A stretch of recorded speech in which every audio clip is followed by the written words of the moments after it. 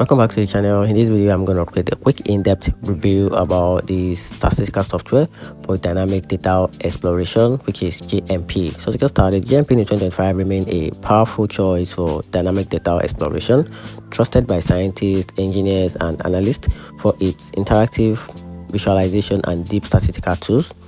Its drag and drop interface, graph builder, and a real-time dashboard make it exploratory data analysis easy without heavy coding.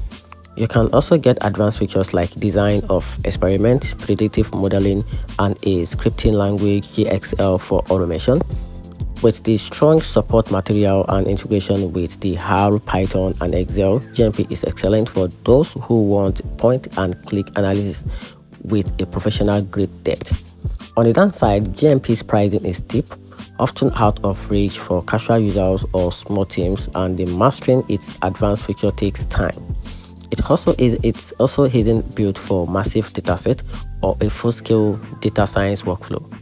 And here's the final conclusion: the JMP is worth it in 2025 if you need a powerful interactive statistics software for serious analysis. Just be ready to invest in both cost and the learning aspect.